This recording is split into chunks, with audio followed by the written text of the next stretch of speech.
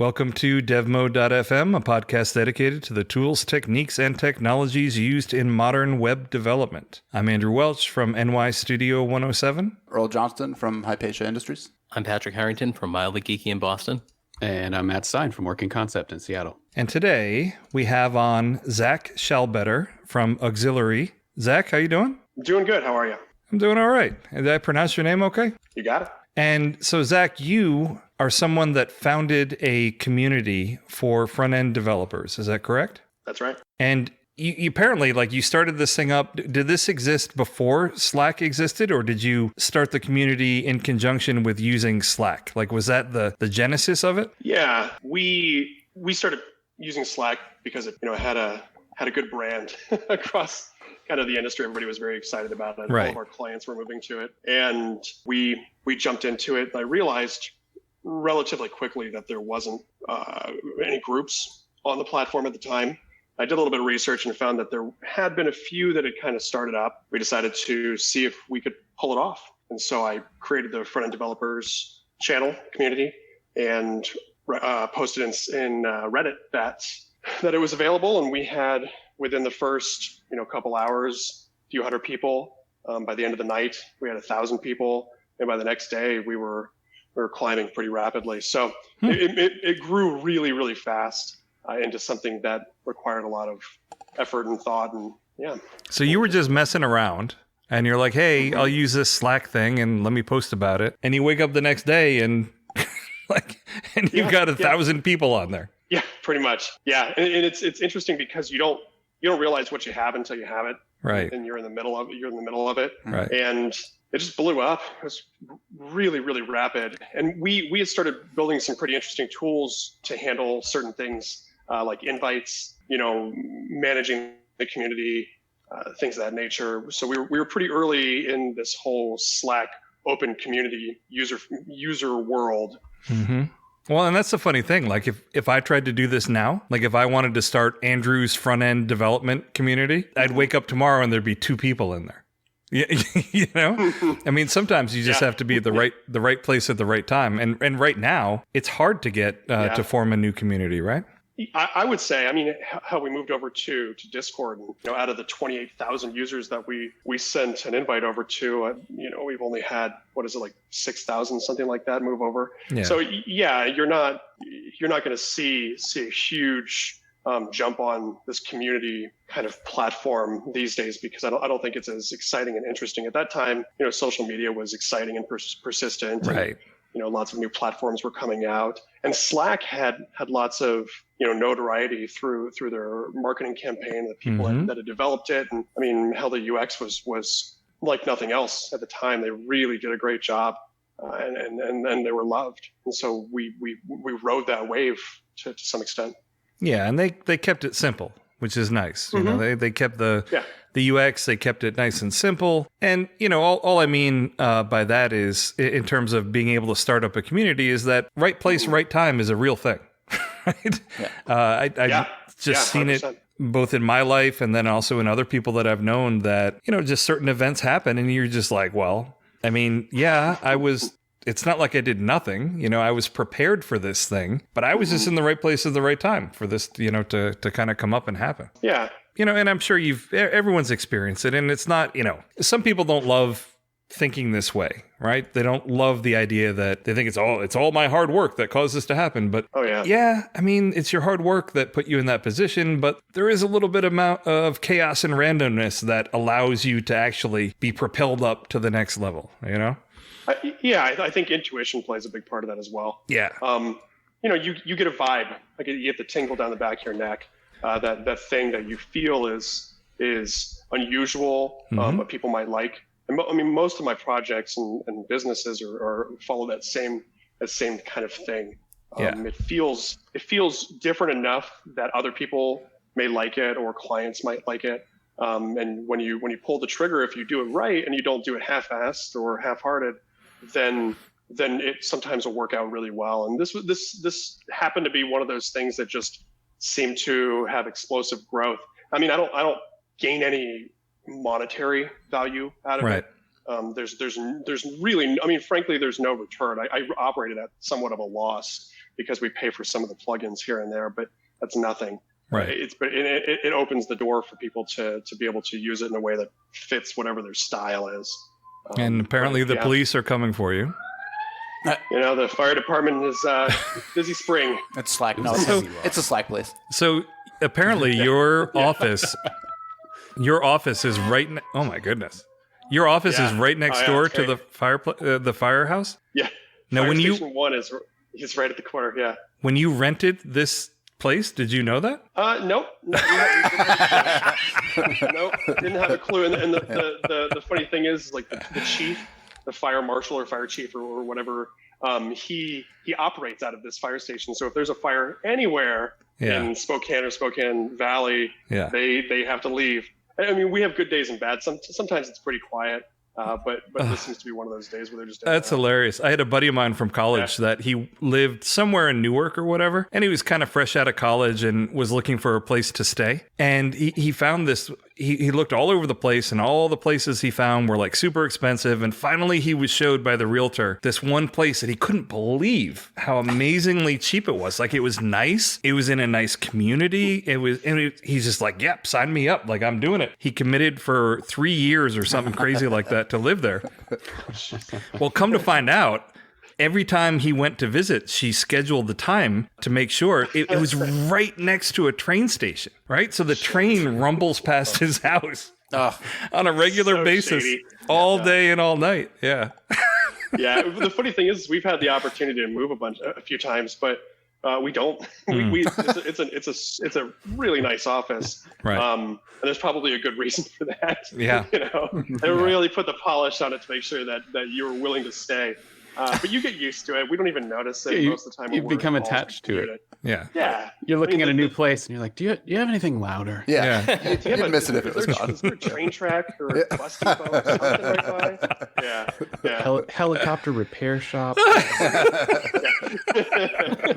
Is there a lawnmower, Oh my place around here? Yeah, goodness. Jeez. But, all I mean by the whole serendipity thing, a perfect example, and Earl is going to know who I'm talking about, but I doubt any of you other people are going to know. But there's a poker player he's just kind of like this degen poker player guy. He smoked a lot of weed, never had any money, never had anything. Mm-hmm. And he got involved. He was talking about this, crypto that. And he wasn't like a technology minded person really either. But he just I don't know, he kind of Mr. Magoo'd his way into the right place at the right time, got involved in this operation that was doing stuff on Bitcoin, and he's a multimillionaire. Yeah.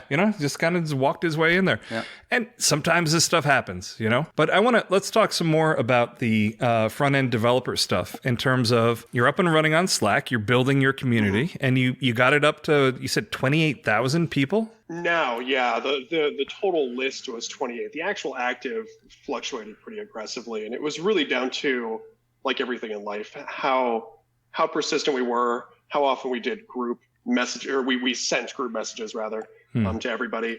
It really played on sort of the situation, but our active was typically around 1,000 at a time, which is pretty good when you're talking, global and sort of 24/7. So. And that is how I would describe my working style as well, by the way, aggressive fluctuations. I think that's, I think it's about right. But it sounds, the reason why we're talking is because all was not well in front-end developer land. So what happened? Yeah.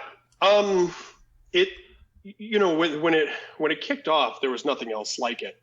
Obviously there's IRC and all your social platforms and so forth. So they were really great, but there wasn't an active platform that was available to everybody. Right. And so things went very, very well for a long time, but we kind of started finding little quirks and cracks as we moved along. We had no community management, essentially. I couldn't kick somebody if I wanted to. I couldn't ban people. They could direct message whomever they wanted. And it was really kind of loose, I would say. So we weren't actually admins. We were more, like the caretaker for your grandmother. She can't say anything mean, can't yell. All she can do is wipe her ass and feed her, and that's about it. Right. And that's essentially what we were doing. We were just managing the active channels. So you were in hospice care. Pretty much. Yeah. Yeah, pretty well, much. that's crazy though. I mean, that's so I'm going to date myself, but I used to run an IRC server. Yeah. And if you run one of those things, man, you can you can hard ban people, you can ban people from certain channels, you can do all sorts of stuff. Yeah. We disable you because you have an AOL email, like you never even get the invite. Yeah. Yeah. Oh Totally. yeah. And all of these things were done. You know, like I remember there being just a blanket ban on people with AOL email addresses, and it wasn't really wrong. Like, Yeah. But when I first saw Slack, I'm like, oh, this is like IRC, but in a browser. And then I was like, no. If I own my own community, I don't really own anything. I'm just along for the ride, right? Yeah, and that's exactly what was going on. And you know, we started seeing some interesting things happen kind of slowly but surely. We were really growing fast, and we had built those tools so the auto invite was occurring, where we just, you know, someone would register on the website and they would immediately receive the invite and get pulled into and receive the they'd subscribe and then get pulled into the community. So let's hold on. I don't want to interrupt you, but let's. Sure. I think we should make this clear for everybody. Slack is intended for businesses, like closed communities. So there is no public automated invite system. Like, it just doesn't exist, right? In order to do that, you have to there's like a hacky way that you can do it that's totally undocumented and unsupported, right? Yeah. And we took part in some of the forks that were associated with building out some of those tools and you know, integrating it with Typeform and some of this other stuff. So we were receiving users on the fly pretty much, and we the only way we would know who is logging in is because we would see the notification saying that this person has joined. And it got to the point where it was obnoxious for users because you would see these constant join messages coming through, which was really frustrating. And we reached a limit effectively after a period of time where we kind of hit Slack's maximum number of users, not even number of users, the amount of data that they would allow us to use, not only in the number of messages sent, but in the maximum file upload. Right. And they effectively locked us down, pretty much hard locked us down. So as soon as you hit 10,000 messages, it would stop.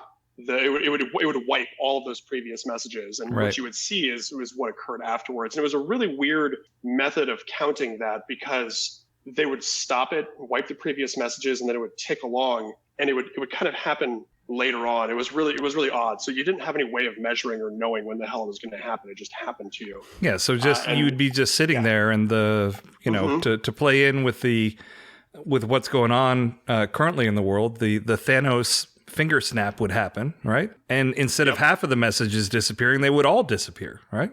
Exactly. Yeah. Yep. Exactly. And it wouldn't be one channel; it'd be every single channel, which was frustrating for all of our users. It was frustrating for us because we didn't have any means to solve it, and the only way to solve it was to pay for a subscription, essentially. I was going to say that is your means. And you can imagine. Yeah, that was their, hey, if you don't like it, well, okay, bounce. Right. And so they wanted, I don't even remember the cost. At that time, I think it was like $9 or $10 per user, and it wasn't just at the time, it wasn't just active users; it was all users. Right. And so you're looking at this incredibly high dollar amount per month. And then later on down the road, they changed it so it was just the active users, not the inactive users, and that would fluctuate to a point where it'd be stupid for us to try to pay for it. Because but you're looking at you're looking at $250,000 per month if you count all 28,000 users. That's ridiculous. Yeah, at this time, right. Yeah, it was out of control, and Slack, of course, didn't care. Right. I mean, what they were growing massively. And they're not they're not for open communities. Like, that's not what that's not what they're targeting. They're not. We decided that we were going to modify the use case of their platform because we wanted to. Right. And so it wasn't their fault. They weren't helpful in making it work better. They didn't go out of their way to help solve the issue for us, or even really nicely answer any of our support requests, but send us $250,000. Yeah. yeah. We're our valuation is 100 times that. We don't care. So I think it's interesting though that they also did not shut down these communities because they're obviously not businesses. Mm-hmm. It's not their core market. So I'm just curious if that was like a form of free marketing and getting attention for Slack or what their motive was. I think so. Yeah. I think so. That there was a rumor out there before they actually put a limit on us. There was a rumor that a limit existed. We didn't know what it was, but it was kind of floating out there. Everybody sort of thought that there was the potential for it to occur. And there's your helicopter, by the way. We thought that it was possible, but every time we passed that, I'd see the number of messages that would go out. And every time we passed that, I'd say, okay, well, maybe it's not going to happen. Perhaps they gave pity on us because we had Slack team members, people, front-end devs from Slack in our community. So it was one of those things you just go, okay, it's gonna work out. But in my vibe and knowing all the people that had joined and local people as well, when they joined, they also would encourage their company to get on board as well. And so, you have developers that begin communicating to us and then bringing in their compatriots or coworkers into it. And I think it had a huge part of it, had a big stake in the amount of growth that was occurring. Slack had growth coming out of these communities because we weren't the only one. Craft had a pretty huge Slack community as well at the time too, or well later on, but it was still pretty successful, and that's just the way it went. What are we going to do? Yeah, my first exposure to it was I have been doing some work for some corporate clients that they had their own Slack. So that's how I started using it, and I was there. And then I was a member of the Craft Slack, and I know that Earl, who's here, he's got another podcast that he does that he lovingly nicknames the Commie Cast. Yeah. And he uses Slack for that as well, which is kind of funny, given that they can search all your messages and everything. That's not lost on me. Yeah. I mean, all of this data is flowing through them. They can search through all your stuff. They actually, a lot of people don't know this. Like, even if you have a paying corporate account, the corporation can search even through your direct messages if they want to. Like, that's a thing. Really? Yes, absolutely. That's interesting. Yeah, Sure that's about interesting. that? I am sure about that. I'll put some links in the show notes about the way that it works. But you can ask them for a dump of all of the direct messages that flowed through your particular Slack. And this is the enterprise account. Yes. Which is, it's totally reasonable if you. It sounds very Big Brotherish, but it's totally reasonable if you think about it. Like, these companies, it's not any different than them wanting you to do only or making sure you're doing only business stuff on their business equipment and all that kind of other kind of stuff. The only thing that makes it exceptional is people don't understand that this is possible. Right? And then they're like, you know what I mean? Well, I think that's kind of the current issue with the state of privacy and how upset people get over these particular issues. I was watching a video I think it was just yesterday. The guy who disassembles Apple products and gets supremely pissed at them regarding when they change form factors and so forth. But he moved from YouTube over to Vimeo, and he was complaining that that Google was recording all of his text-to-speech messages from his Android phone, but it was storing it all up in their kind of activity platform where they tell you everything that they're controlling of yours, right? All of the information. And he was so pissed. And my first thought was, brother, you're in tech. Did you really? I mean, you knew that existed. Yeah, how could there was you? an activity place that you could go to it. They record everything, and you're mad now and moving over to another platform simply because they stored it. It's not like they didn't tell you they were going to delete it. But and that is one of the greatest ironies of all. Is for a very long time, a lot of people were worried about 1984 and Big Brother is spying on you and Big Brother sees everything. And that happened, but it's companies. Right. Like, Yeah. It's like it's like Google and Amazon and Facebook, and it was willingly given. Yeah. Well, I mean, yes, it was. I mean, I've had this conversation with other people before too, and it's willingly given, but it's also it's not completely like it's a little coercive, you know, Right. because it's impossible. I mean, it's near impossible to live a modern life without at least some of these tools. Right. You know what I mean? So it's not, I mean, yeah, that's generally the stance of like Facebook lawyers is like, well, they don't have to use our service. And well, Facebook, that might be true, but I mean, try to imagine, especially in our field, try to imagine navigating this without touching Google anywhere.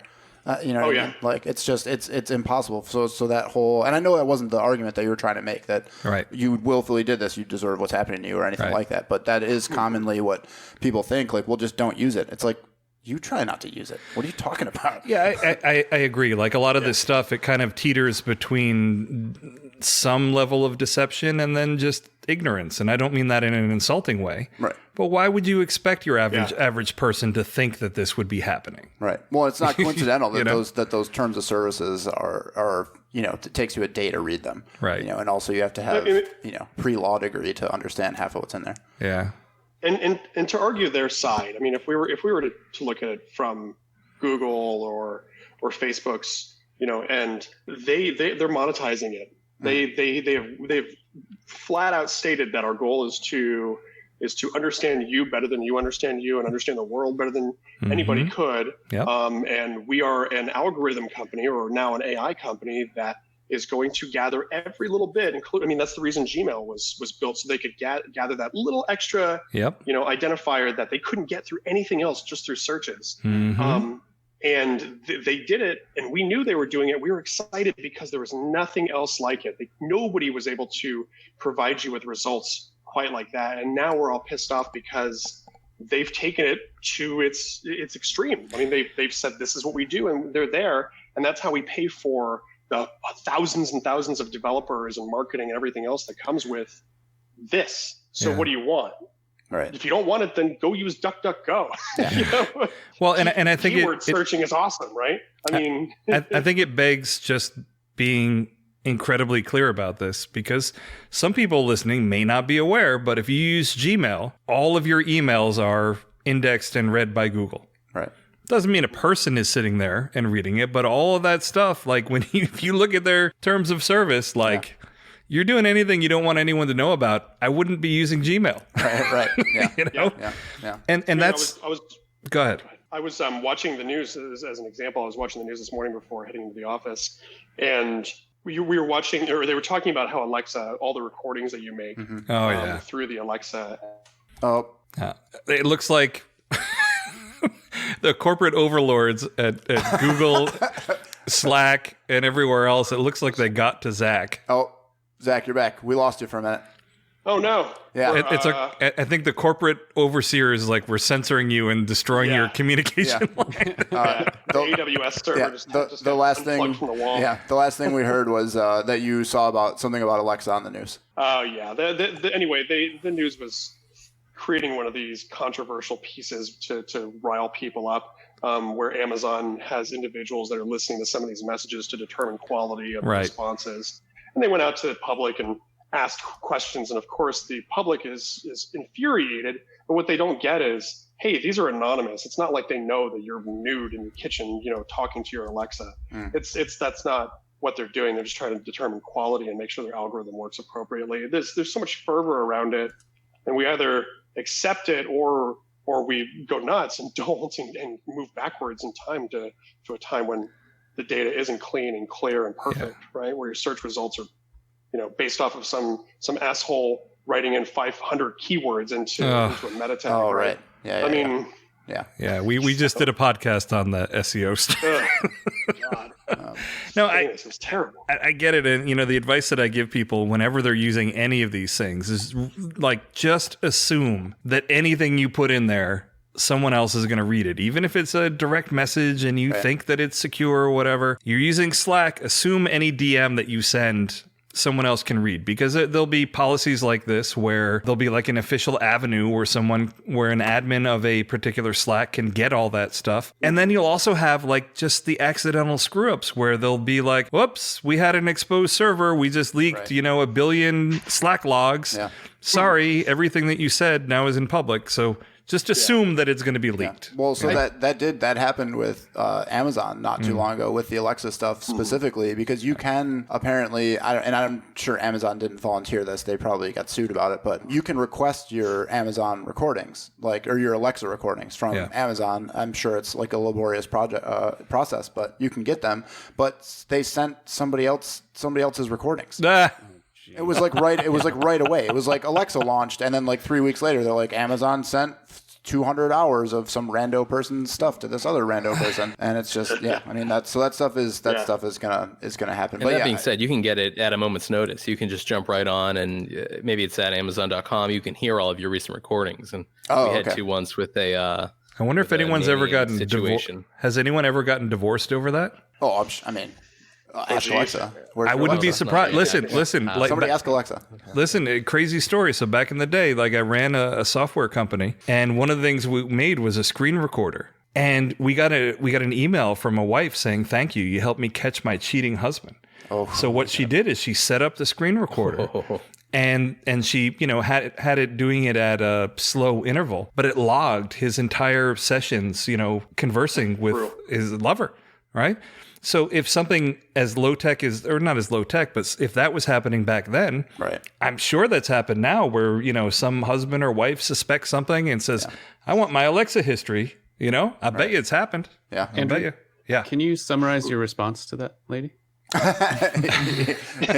they kick that all the way upstairs to you, or did that? Using Snap's Pro 10. We hope. I mean, they just let me know for that your patronage. I mean, I think I said something like, "Good luck with the next one." Right? Yeah. Well, when I read it, I think what happened is I called in someone else that worked for me, and I was like, look at this, holy shit! Right. I mean, I think that was kind of my reaction. Sure. Yeah. Andrew's like, bro, clear your history. Right.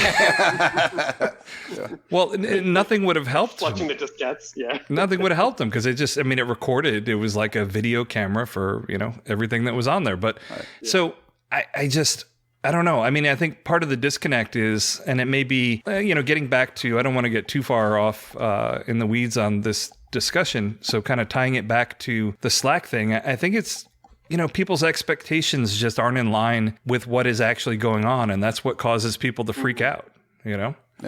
Yeah, absolutely. Yeah. Well, so, I know it's really common in for HR. Yeah. As far as the Slack thing is concerned, Slack isn't the only thing in your office that's, recording you. And I think part of the reason that they do that is, to help, for HR disputes and things like that, especially with DMs. And I know my girlfriend works in a corporate office, and all of their Skype chat and all that stuff is just logged for forever, as far as I know, in perpetuity. And a lot of it is because of the HR stuff. So, for Slack, that it suits their business model, right? Like they're shooting for businesses like exclusively. Yeah, and businesses, like you said, they want a CYA, they want to cover your ass, right? Yeah, right. And to be really clear, it's just, I believe it's just the enterprise level that does this, and the cost of one of those enterprise licenses is not cheap. Right.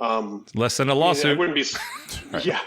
Yeah, exactly. I mean, Nike and all these companies, they all record this data, and what's funny is that users don't typically understand. I mean, developers like ourselves, we deal with data constantly, and you have to kind of cross your fingers that the developer on the other side is competent and doing a good job and making sure that they're not, saving passwords and random, text open files. databases. And text file, like flat files, all this, they're garbage. And I mean, we have dealt with that with clients where we walk in and it's like, oh yeah, we have, I can't give too many details on this, obviously, but we get hired by a company, and the company says, hey, we just need you guys to come in and help us with some front end dev on this, blah, blah, blah. And we start asking the previous developer how he was building it. Oh God. And it's like, oh yeah, this is all built with ASP, and this is how all the data is stored, and the passwords are blah, blah, blah. And I'm like, okay, so you're not like MD5, none of that, and what the hell's that? Okay, all right. Oh. Yeah, and then he said, then they say, oh yeah, and it's also PCI compliant. I'm like, no, it's not. Wrong. No. Incorrect. Yeah. He's like, it's PCI compliant because we log into it through VPN. I'm like, that doesn't really make it PCI compliant. Wow. Well, this is why I think Europe was on the right track with the GDPR. Yes. Because they require, various providers that you work with to adhere to certain standards, and I think we're going to need something like that. But I don't want to get too off in the weeds. Let's get back to the front end developers community. Mm-hmm. And so, what happened? Like, you were on Slack and you were happily using it, and why did it become, other than you were talking about how messages would disappear and something about files that wouldn't you could only have a certain number of files uploaded or something? Oh, yeah. So, after a time, people couldn't upload images. They couldn't upload files. They couldn't take screenshots. It became just a bona fide Snapchat without the photos. Right. Essentially, it becomes somewhat anonymous because people can log in with whatever username and password they like. And their data disappears, their messages disappear after a period of time. What was really interesting is that at one point we did get kind of a coupon for 1 month free through them. And when we set it up, of course it was, like taking the chains off for a little while. Right. We felt it was great. It was an amazing experience where all of a sudden everything's free and you can scroll backwards in time, and people were asking what happened. They wanted to know what was going on. Why was it now so clean? But then of course it goes back to normal after a period of time. Was it worth $250,000 a month to you? Yeah. I just burned all that equity in my company. just that right away, right? Just 1 month of Slack. just 1 month. Years and years of work. Honey, do you remember that nest egg that we were saving? Yeah. Well, I spent it on a month of Slack. Yeah. The good news is people could upload images. Yeah.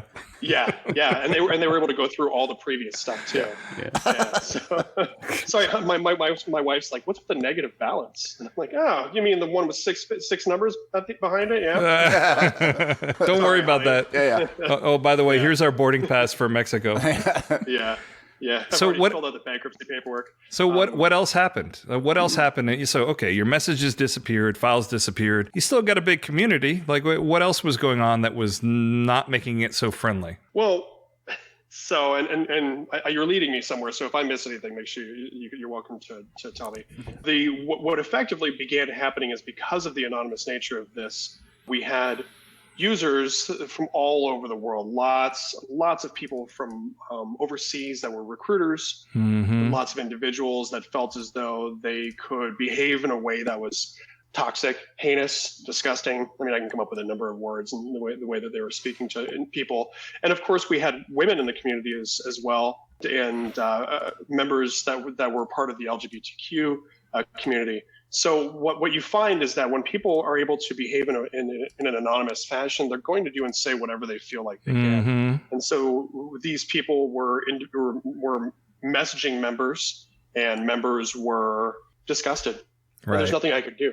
All I can disable their account, but then they go and reapply. So at that same time, we disabled auto invite into the community completely. After the first 1 or 2 instances of that occurring, we just nuked it, and it was now invite only. And I had to essentially go through, and I built some means to filter it in the Excel document, and kind of, because all we were getting were the answers to our questions, which were pretty basic. The first name and last name, not always, but they would enter whatever, and then an email address, and they would register through that. So I would go through it. I would essentially filter it and pull out all the recruiter garbage, pull out all of the poorly typed names and things like that, and just not invite them. So we kind of cleared up some of it by not inviting toxic assholes into the community. But it's not even just that. It's not even just the direct messages. It's also the way that they were talking in channels. I mean, there were some pretty radical shit that they were saying. It was really wild. It's the kind of stuff that you and your buddies cautiously talk about when you're being gross, right?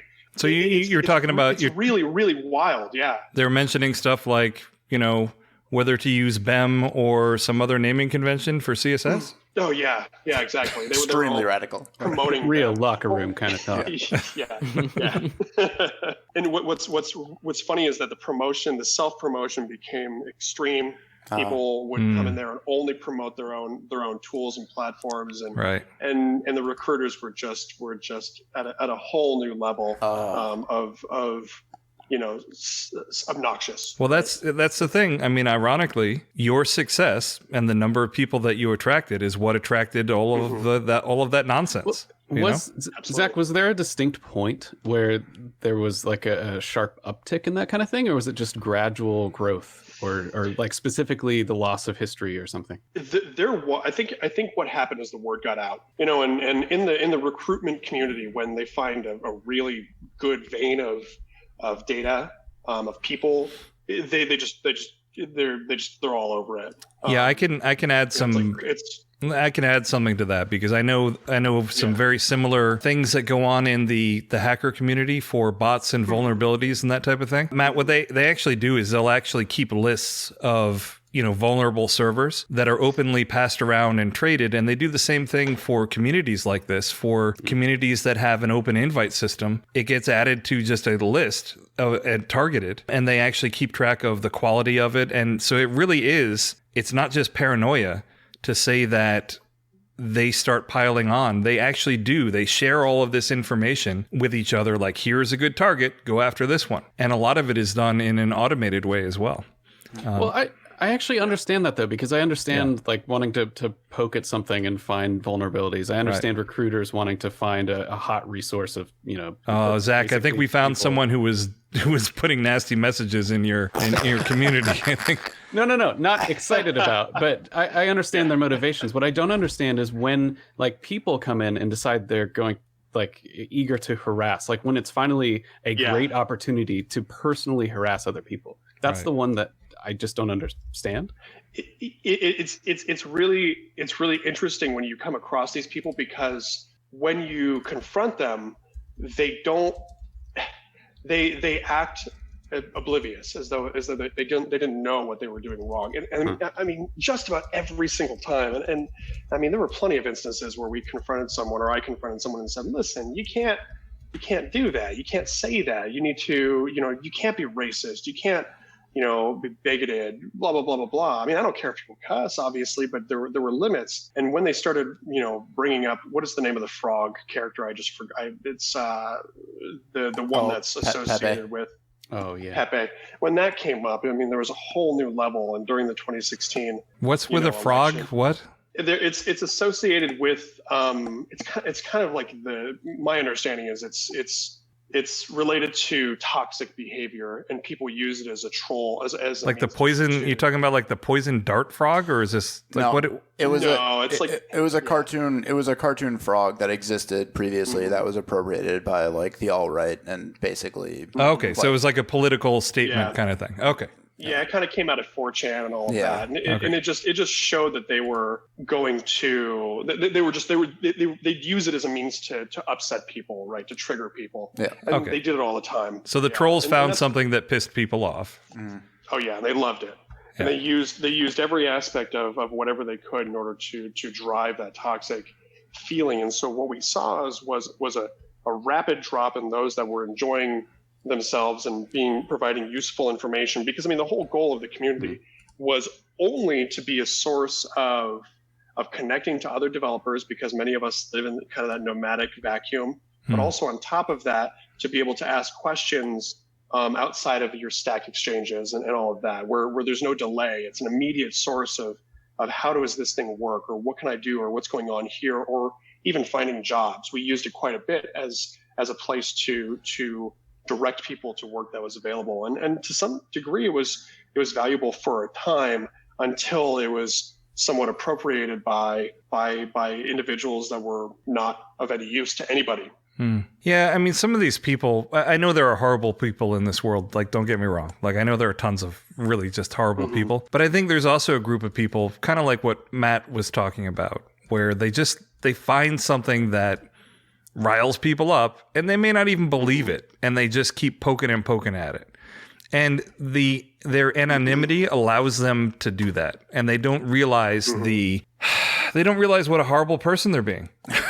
You know? Yeah. Well, I mean, that's not like relegated just to the internet. I mean, there's people in real life, of course, that are button pushers, you know what I mean? That just like, for whatever reason, they just can't help themselves, you know? I was a little ginger kid. Bullying was part of a huge part of my childhood. You know what I mean? So, why were you such a bully, Zach? Like that. I just, if you didn't have blue eyes and red hair, there was just something about you. I just had to bully you. Unbelievable. No, it was one of those things, but it's no different in regard to that behavior. But now it is so anonymous.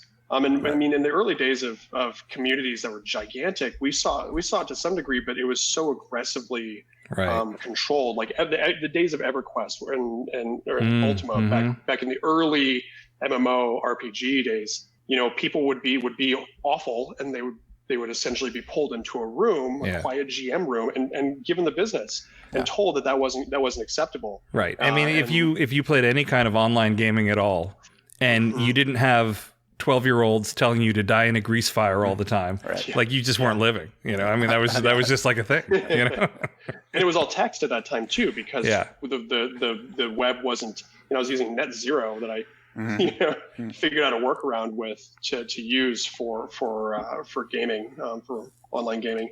But and so what really the real issue we had is that we couldn't control it. We had no power over it at all, and that's the reason that's the reason it kind of began to become useless. And at one point, I decided that I was done with it. I mean, I had made the call. I told my business partners, I'm just done with this. It's not beneficial to the community. Right. It's hurting people, and I'm just going to shut the door on this. And the Craft CMS Slack was kind of like that as well. Like the Pixel and Tonic folks were, they're kind of on the fence about maybe transitioning to that, maybe transitioning to this. Mm-hmm. And there was some annoying stuff going on in terms of like there were like recruiters coming in there, but it wasn't horrible.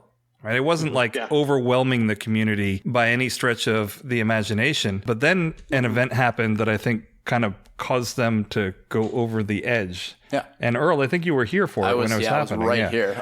So I'm sitting here working, and Earl is over working right next door to me. And, there's no other nice way to say it, but I had Slack open and dicks were just flying by. And Earl looks over and he's like, what are you looking at? What Slack is that? He's like, what are you looking at? Earl thinks he's discovering something he didn't know about me. But there was just, someone had created bots that came in there and just started spamming over and over again, not just with sex stuff, but there was also there was some like anti-Jewish stuff, the typical buttons that you would expect people to do, and the kind of thing that a 12-year-old or a very stunted human being might be like, oh, well, these are the triggers that piss people off, so these are the things that I'm going to do. Yeah. And the Pixel and Tonic guys, they banned people and they shut down the open invite. And they thought they had it under control, and then the next day, the dicks were back. The revenge of and I mean that in a they do that. They do that on purpose to tell you that you don't control them. And we were dealing with that anti-Semitic stuff. Gosh, that was people were even doing it unintentionally, which was really weird to me. We had a lot of individuals that were over, in Europe and Russia and so forth, and they were. They have a different feeling towards some of that stuff, and they talk a little bit differently about it. And so they would say something that was somewhat rational. Right. And then you would have individuals in the US lose their minds over it. And then it would divulge into this, it would actually become anti-Semitic after a while. I see. And we were just dealing with that. Yeah. So it's interesting. I didn't know that about Craft, honestly. Well, and when I say the dicks are back, I mean that in both senses of the word. So yes, they were scrolling, the images were scrolling, but the people that were being dicks were back. Literal and figurative. Tough thing to see after the fact, because you're seeing all these people you're used to talking with, every day, reacting horrifically, horrified by something that's happened, but you've shown up late to the party and the thing is gone. Right. So it was just really confusing. Like, what's everybody so worked up? So And the funny thing about it is, like, I get it. Like, if you're at work or you've got kids around, this is like a kind of a horrible thing to have happen. But I don't know. I mean, I was like, all right, well, that sucks. let's move on. But I think that there's a decent number of people that they wake up in the morning and they just can't wait to see the next thing that there is going to offend them. Obviously, I think that all of these things that these people were doing were absolutely horrible and everyone should be offended by it. But where I'm trying to get at is that there is a culture of people that are already on like the razor's edge, like ready to be offended at anything. And then you've got someone going in there and doing something like this. And of course, everyone's going to lose their mind, Yeah. People are just like, this is crazy, And it just, so I'm not surprised that all this was set off and that everyone got so offended and disgusted by it, because I don't know, we try to live in a very isolated world where nothing ever bad happens, and then when something kind of creeps its way in, people are just like, holy crap, like I didn't know that the world actually was a terrible place. I think that's the really, really important thing about these small communities, though, and there's an obvious line between somebody just being literal and like spammy kind of a dick. Yeah. But Twitter is not a place for you to like try out an idea and be wrong, because you'll kind of just get mobbed if it's not a popular idea. Right. But I think there need to be places where you can be wrong and have civilized discussion. Sure. And that's what a lot of these smaller communities are, where you're actually learning and pushing past things that maybe you're not. So Matt, you can help me with this. This is the thing that I just don't understand. How can a generation that was raised on South Park and Family Guy get offended so easily? Like, I don't get it. This is some of the most offensive stuff in the world. I don't think they were raised on South Park. Oh, okay. I mean, and that's my opinion. I think that our generation was raised on the early days of South Park with, probes and all that craziness. Yeah. We were going through when we were learning that. But I believe this generation came after it had kind of stabilized and the world had moved into, hey, we all accept it, but now we're going to put boxes around certain aspects of it. Right. What's really interesting is I personally see Twitter differently. I see that as more of an open forum. I can really say what I want to, right. But I'm definitely going to deal with consequences. Which is as well you should, right? Yeah, I would say so. Yeah. I mean, and you can get into a discussion. They can't do anything to you. They can report you. Right. They can't. There's nothing going to happen as a result. So whatever happens is really just up to chance and people's opinion. In these communities like this, we had admins that were so sensitive to some of this stuff that every time someone would say anything at all, we would have to address it. And after a while, you go, okay, you're actually making this way worse. And we're having to put lots of community guidelines and rules to address these things that are way above. We're over policing now, and it's causing everybody to hate all of this stuff. And so there was this waxing and waning of trying to find the right balance of what that was. And when we moved to Discord, we really kind of locked it in on how we were going to handle it. Yeah, so let's bring this back. I mean, you made a bold statement in this article that you wrote that says Slack is destroying communities. So how is Slack destroying communities?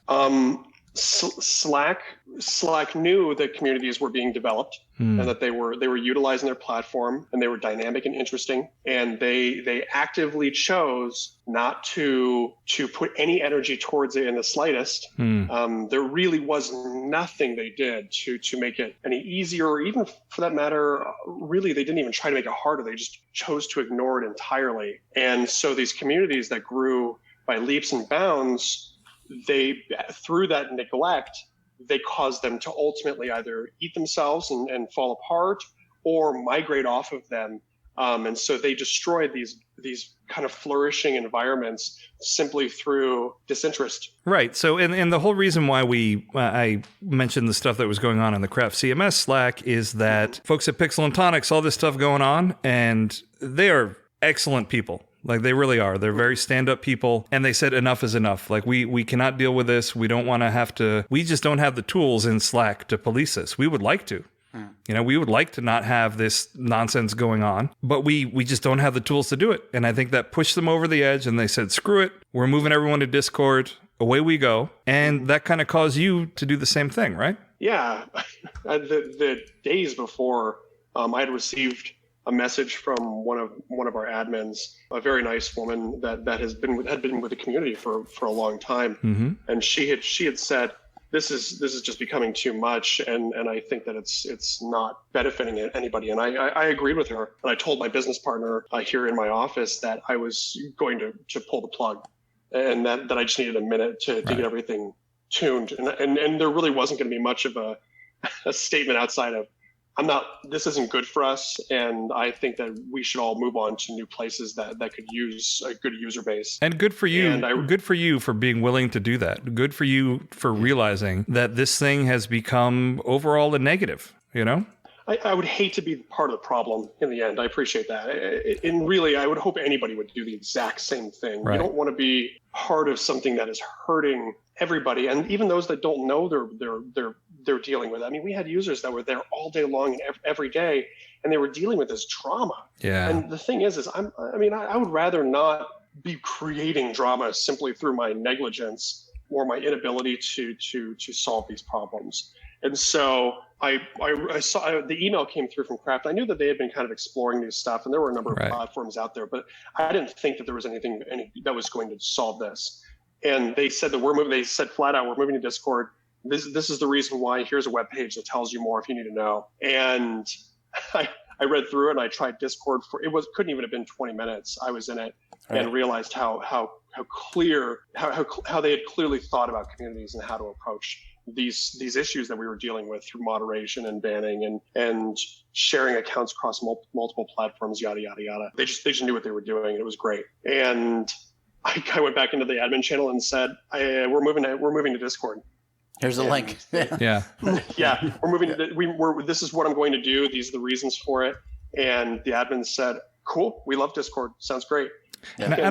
I don't know if this was you that said it or somebody said that. Yeah, I mean, Discord is great because it comes from the gaming community where they're used to dealing with the worst people in the world. Right.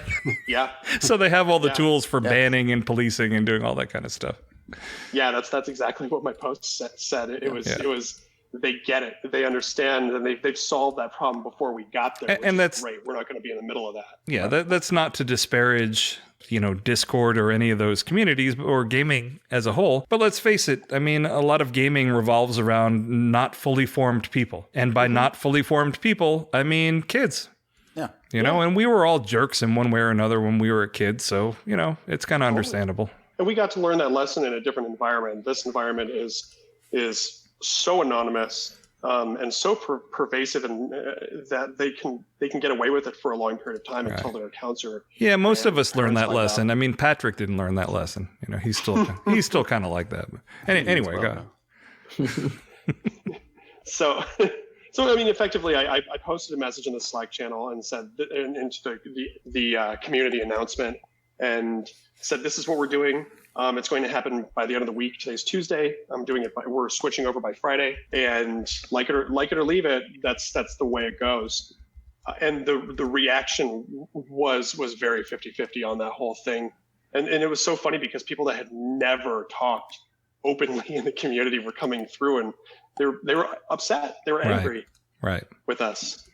But I made the call. I mean, what are you going to do? And I think that's smart because in order for any community to function, the people that are there have to feel comfortable, right? And, wherever they're coming from, if they're easily offended, not easily offended, if they're targets for, one reason or another, you're not going to have a good community if people can't feel that they can't speak freely. It's just not going to work. And you're always going to have that neighbor that doesn't like the fact that your mailbox is shaped like a fish. Yeah, it's going to happen. Nobody's ever going to be 100% happy with what you do. Right. And I've come to the conclusion in this life that the best I can do is make a logical and educated decision that doesn't hurt anybody. Right. And if that's the way it goes, if it bothers some people, then we can chat about it after we see the results of whatever it is I've done. Right. And the fundamental fact in the end is that the Discord community is flourishing. People are happy.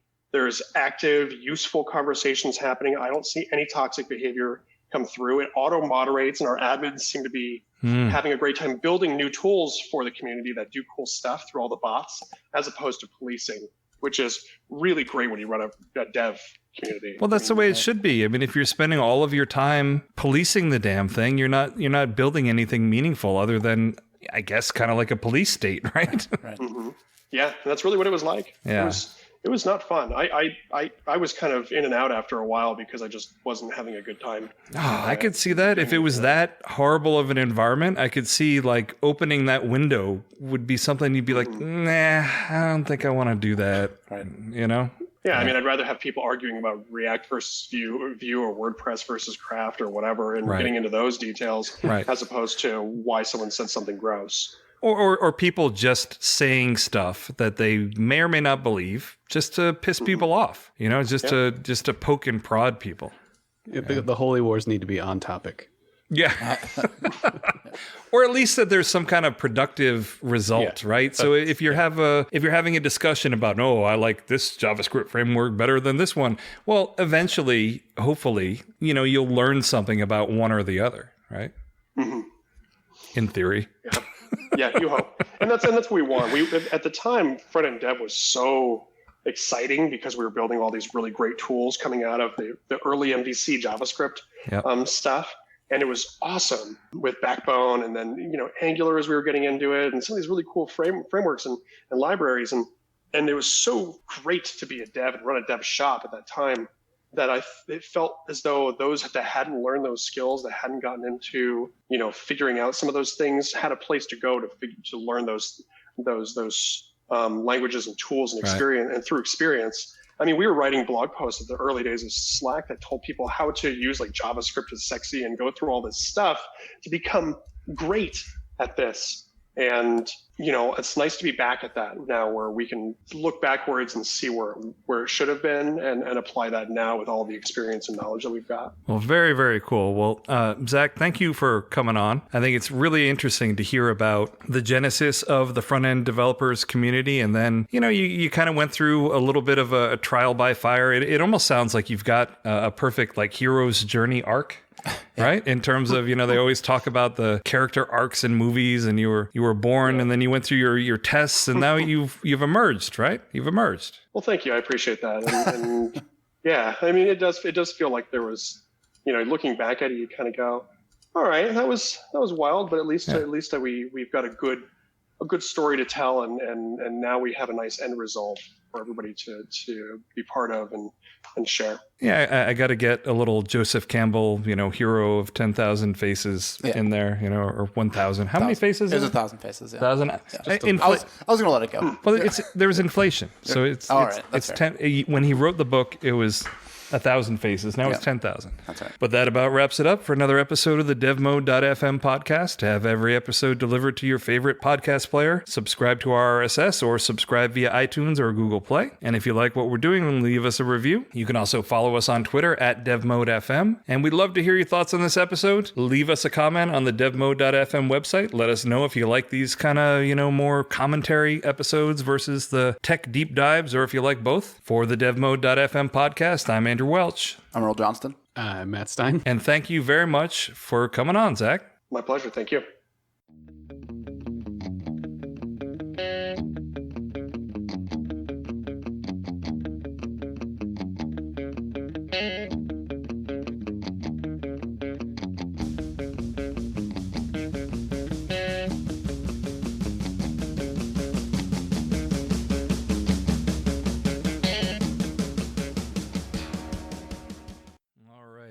I made those disparaging remarks about Patrick, by the way, is he messaged me that his microphone stopped working halfway through the show. And I knew I could insult him and he couldn't say anything back. But he would hear it. But he would hear it. Waiting for him to go out. But he would hear I thought it. He was pissed at me for cussing. Can you guys hear? He's like, I'm done with this guy. Yeah. Can you guys hear me now? Yeah, we can hear you now. How's the audio? It's shitty. Oh, great.